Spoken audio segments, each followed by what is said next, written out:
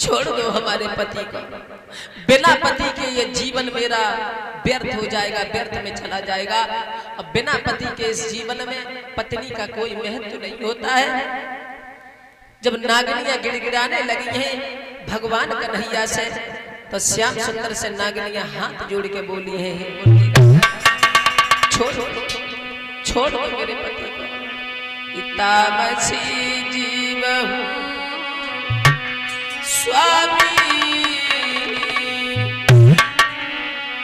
छोड़ दो मेरे पति को। इतामसी जीवहु स्वामी, और तुमको नमो नमामि।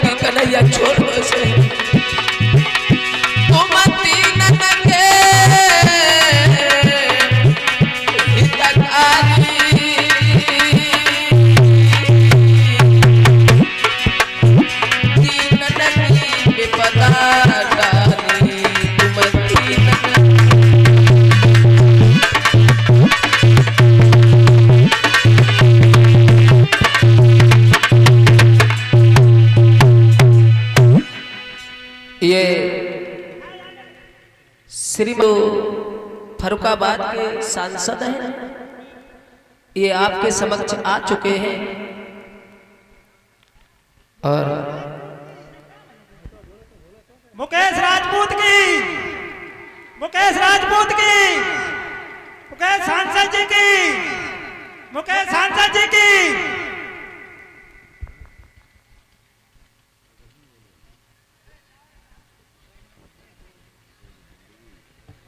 बोलिए गोविंद भगवान की जय हो।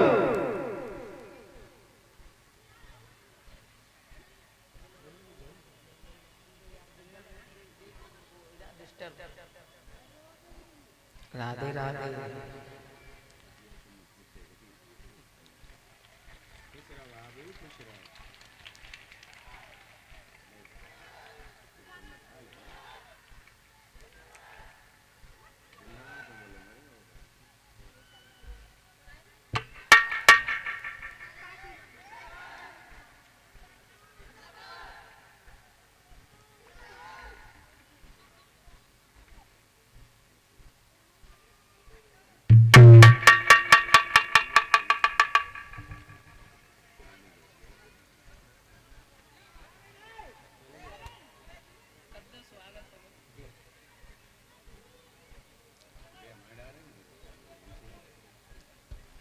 और ये सभी लोग शांति का दान दें। भैया इधर बैठ जाओ, आपके समक्ष सांसद जी आ चुके हैं और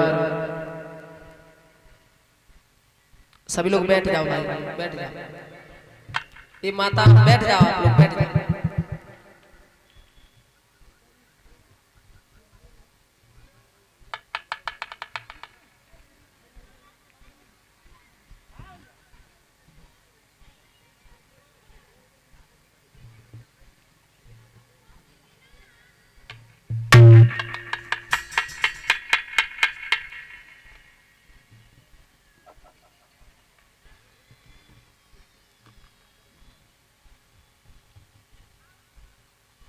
ये भाई हमारे गांव में आवाज अगर जो भाई सुन रहे हो, श्रीमान मुकेश राजपूत जी फर्रुखाबाद के सांसद जी आ चुके हैं आपके समक्ष। आप लोग अगर दर्शन के अभिलाषी हैं तो कथा पंडाल में आ जाएं।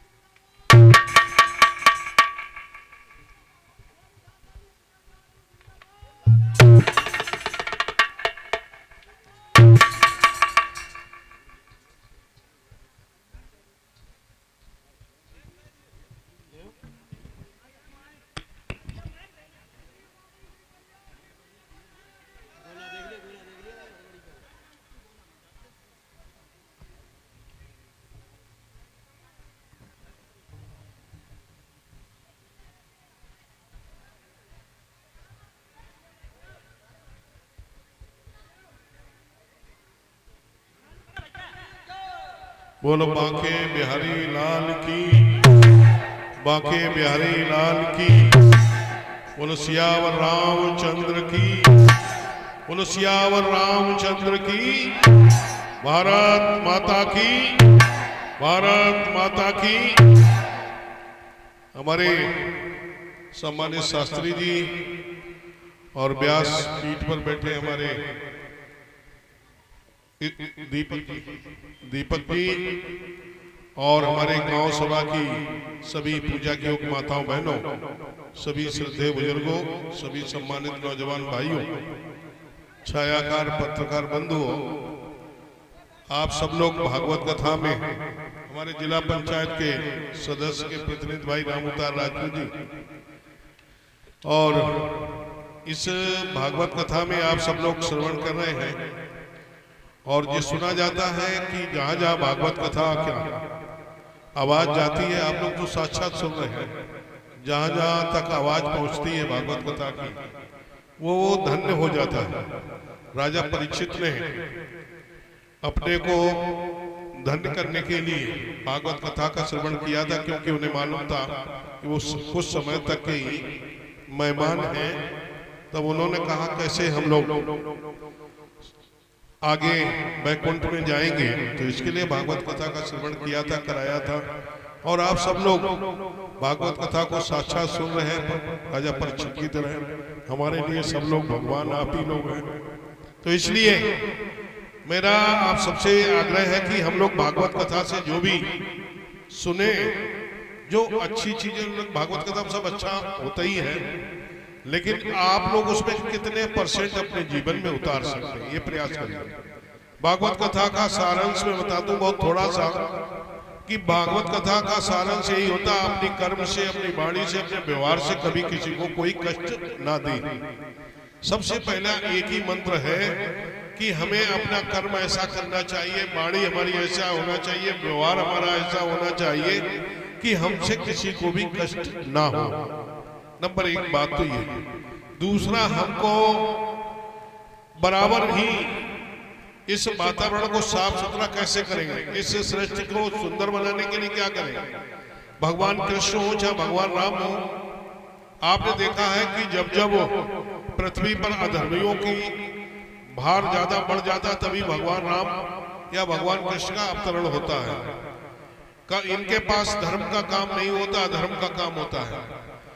भगवान राम जो थे वो रावण के वध के लिए, जो कभी भी साधु सन्यासियों को कभी पूजा पाठ नहीं करने देता था।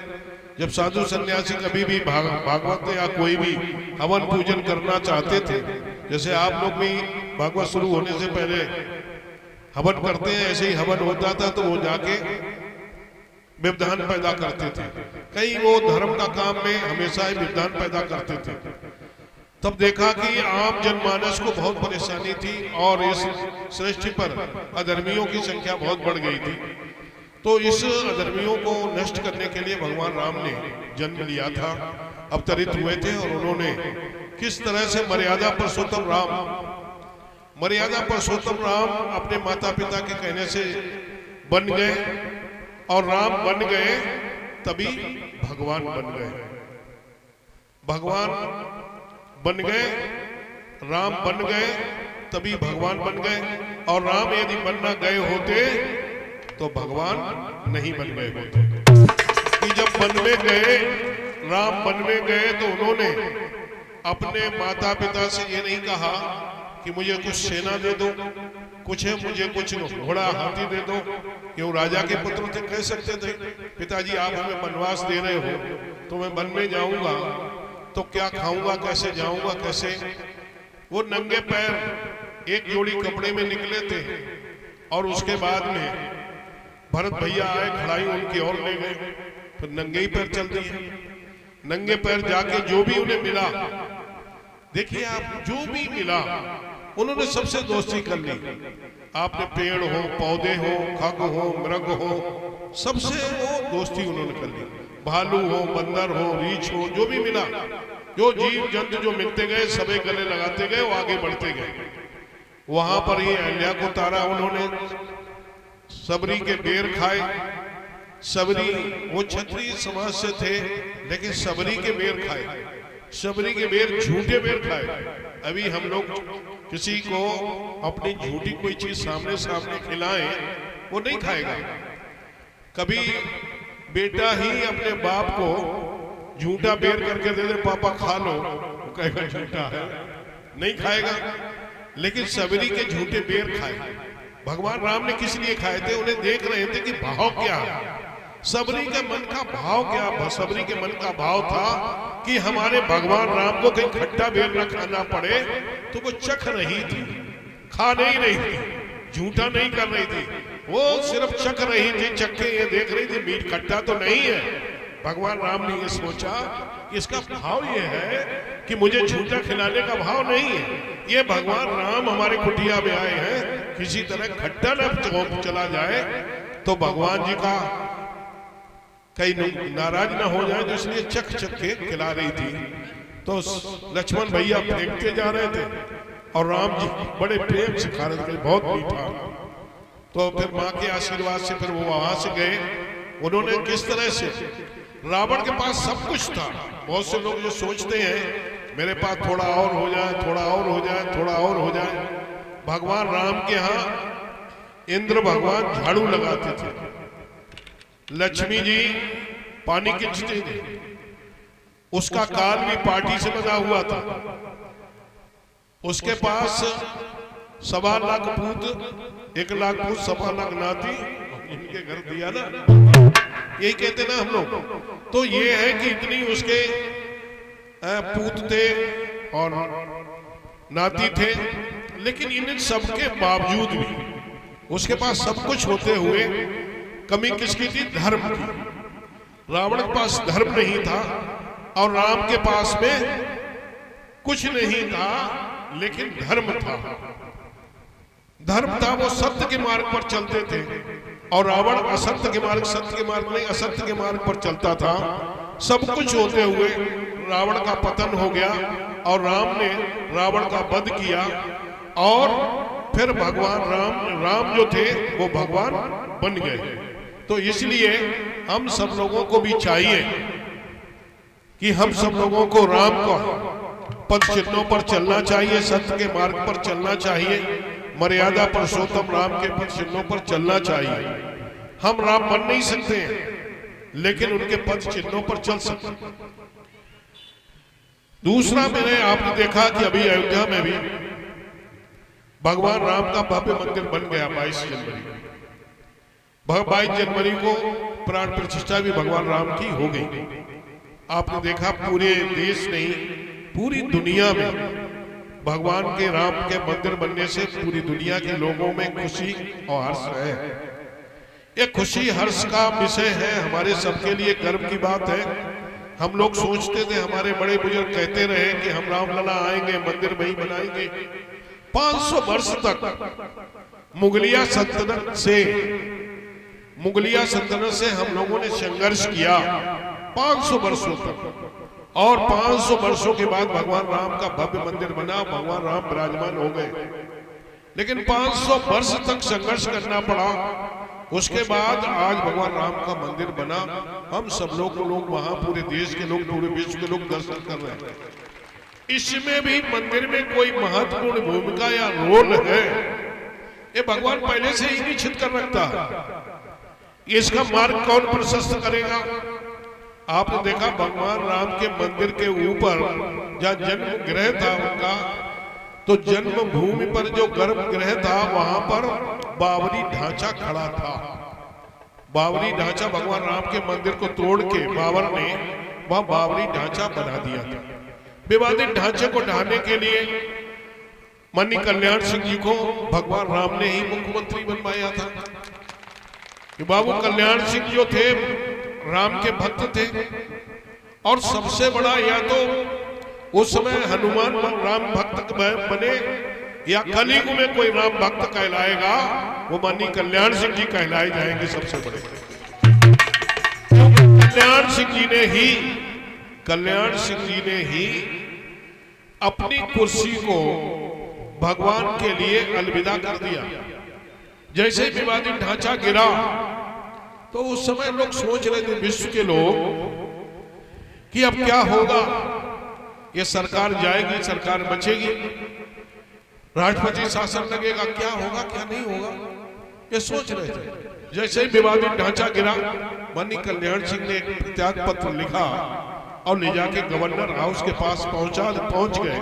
मीडिया के लोगों को भी नहीं मालूम था उस समय कि कल्याण सिंह जी गवर्नर हाउस क्यों जा रहे हैं और क्या लेके जा रहे हैं, माफी मांगने जा रहे हैं कि शोक प्रकट करने जा रहे हैं कि कुछ समय मांगने जा रहे हैं।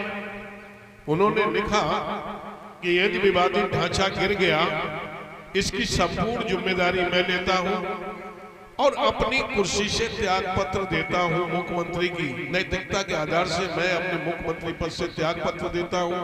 इसमें ना तो हमारे किसी अधिकारी कोई दोषी है, ना हमारा कोई कर्मचारी दोषी है, इसके लिए ना तो हमारा पार्टी का कोई नेता दोषी है, ना हमारा कार्यकर्ता दोषी है।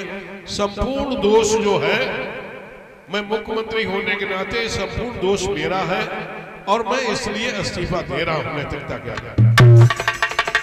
आज साथियों, कोई भी देश के अंदर ऐसा नहीं हुआ जो भगवान राम के लिए अपनी कुर्सी छोड़ दे।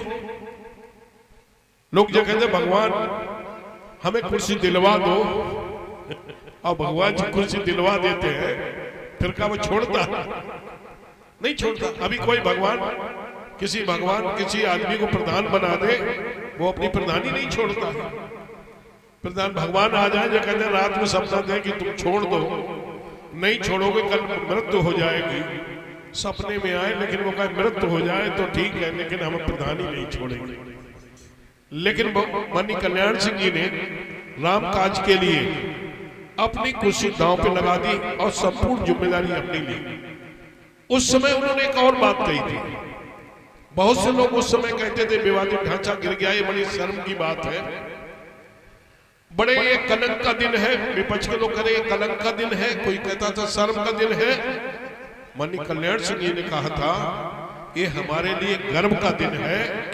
कलंक का तो दिन वो था, कलंक का दिन वो था जिस दिन राम जन्म के गर्भगृह को तोड़कर कहां विवादित बाबरी मस्जिद का ढांचा बना दिया गया था।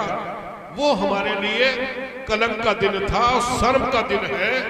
लेकिन आज तो बड़े फख्र से मैं कह सकता हूं मेरे लिए ये गर्व का दिन है कि विवादित ढांचा हट गया, कार सेवकों ने हटा दिया। ये मेरे लिए गर्व का दिन है, सौभाग्य का दिन है। कभी उन्होंने अफसोस नहीं जाहिर किया, दुखी नहीं हुए।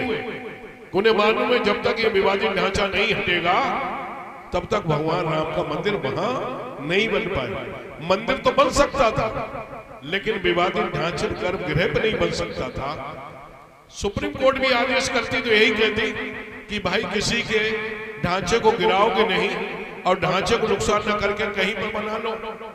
लेकिन जब कार सेवकों ने उसकी ईंट और रोड़ा कहीं रखा ही नहीं तो कहां पर रखा। तो इसलिए इसमें आपका बहुत बड़ा योगदान है। इसलिए मैं कहता हूं हम सबके लिए और गर्व की बात है कि बाबू कल्याण सिंह जी स्वर्ग में बैठे होंगे, वो भी मोदी जी को और योगी जी को आशीर्वाद दे रहे होंगे, कह रहे होंगे कि आपने ये भव्य मंदिर में भगवान राम की प्रतिष्ठा की जिसके लिए मैंने कुर्सी अपनी दांव पर लगाई थी। वो ऊपर से जरूर उन्हें आशीर्वाद दे रहे होंगे और हम सबको भी आशीर्वाद दे रहे होंगे। ये सौभाग्य आपके खाते में छोड़ के हम आए, इसको सम्मान बरकरार रखना।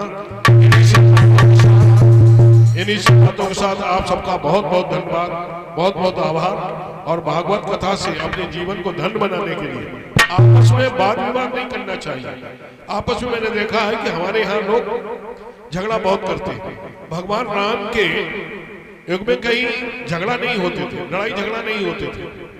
भगवान राम के युग में, राम युग में कहीं पर भी, राम राज्य में कहीं विवाद नहीं था, चोर चंडाल नहीं थे, हिंसा नहीं थी।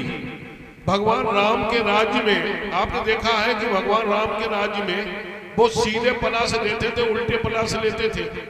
यह जो ढलौटा रखा, ये ढलौटा सीधे ढलौटा से लेना, उल्टे ढलौटा से लेना, यही था ना।